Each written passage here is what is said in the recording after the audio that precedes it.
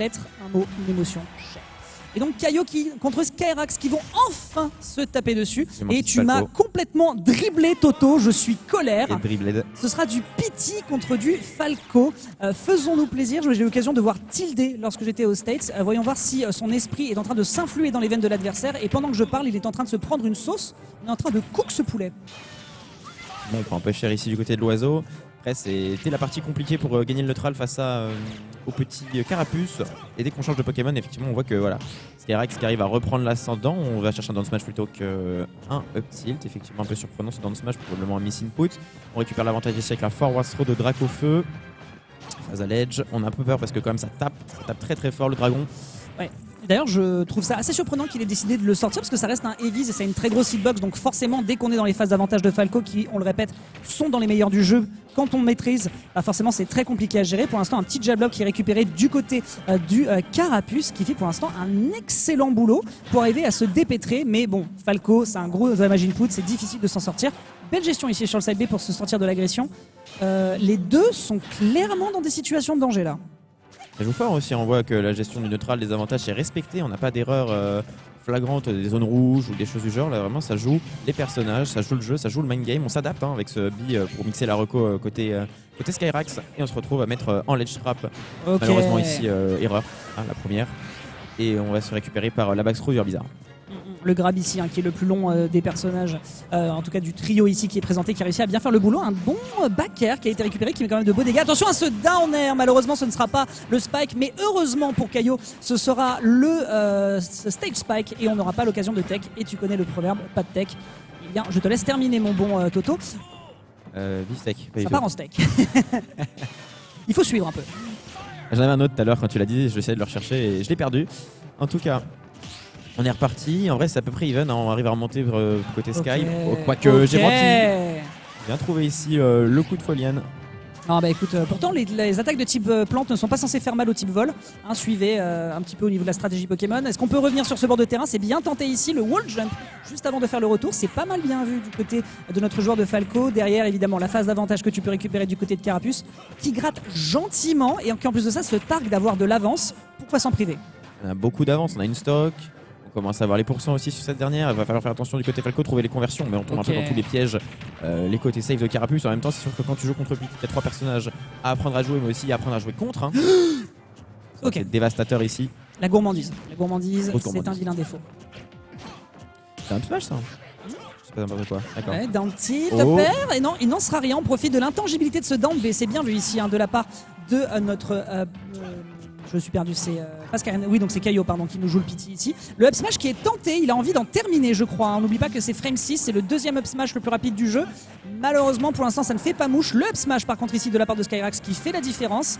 Mais ce gros dragon ne mourra pas de sitôt. On commence à sentir un petit peu la peur qui s'installe du côté Falco parce qu'on est en situation de last hit face à un dragon qui tape extrêmement fort et qui cherche ses confirmes avec le F-tilt. Il est trouvé et on va sortir parce que Falco c'est quand même très léger.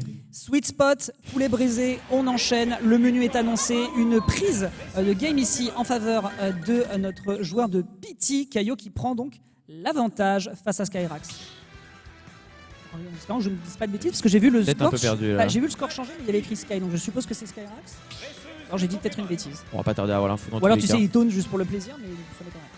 En tout cas pour l'instant, voilà, Pity qui prend donc une première game plutôt bien gérée, une belle versatilité, une belle gestion notamment dans le DESA, une bonne connaissance de ses combos, c'est la base de la base qu'on lui demande. Quand même assez étonnant de partir tout de suite sur Dracofeu en débarrage de game. Je pense que c'était voulu, on avait gagné 2-3 interactions. C'est bien Caio qui prend le... Ok.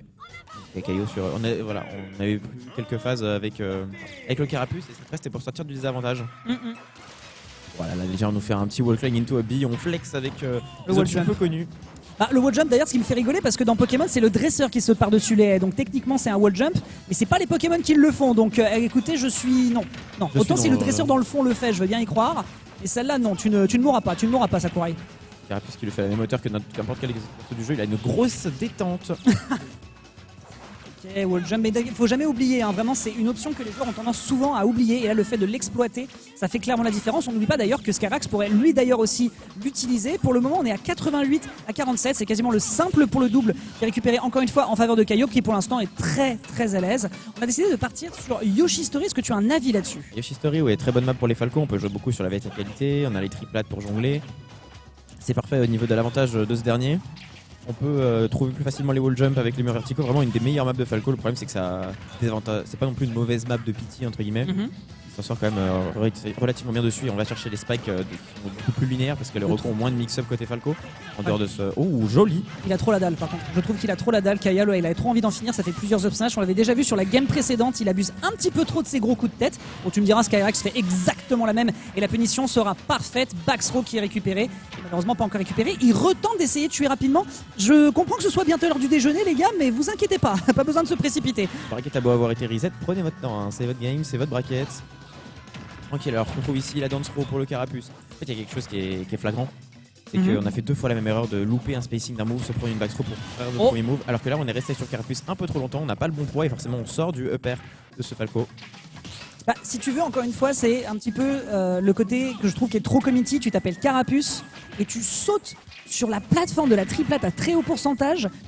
C'est un gamble. Si l'adversaire est dans son shield, soit tu as de la chance et tu touches en shield poke ou quoi, soit éventuellement l'adversaire va trouver une option dès que tu vas tenter sur l'atterrissage.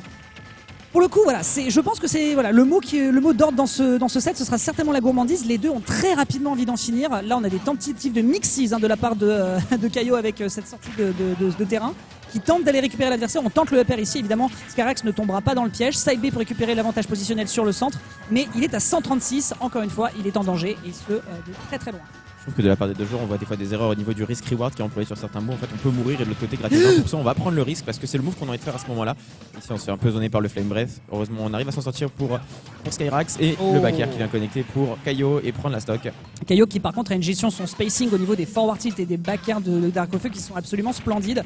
Et pour le moment, on a un Skyrax qui continue d'y laisser des plumes.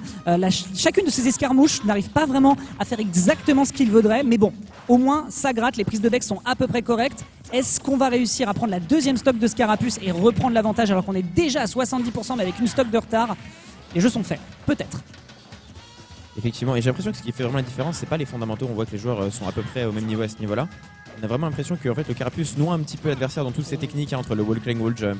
On a vu tout à l'heure le cancel du Folian côté de Herbizarre. J'ai l'impression que c'est ce qui fait un peu la différence. C'est la manière de jouer autour, de complexifier son jeu, de rajouter des strats de mix-up, de connaissances techniques, etc. qui font que ça va être plus compliqué pour Kaio de venir confirmer, par exemple pour Skyrax. D'autant plus que là, à ce pourcentage-là, si je dis pas de bêtises, Falco n'arrive plus vraiment à facilement tuer. Il a plus de capacité de combo, il peut plus up tilt. Il est obligé d'aller chercher potentiellement un forwarder en bord de stage. Il doit aller chercher un side B aussi, qui peut spike évidemment, sauf que le spike, il est pas terrible en termes de knockback, ce qui fait qu'on arrive à survivre même à 150%. On a de la rage et en plus de ça, l'adversaire était à 130. On l'attrape et on fait trop envie de tuer en fait, tout simplement. Alors on avait d'autres choses, on avait des trucs plus safe en fait que Sub Smash. On avait ce back air qu'on a très peu vu en ledge trap au final de la part du Falco. C'était vraiment une option safe qui permettait de tuer surtout à 150 et quelques %, très peu de risques. Donc il n'y avait aucune raison de pas le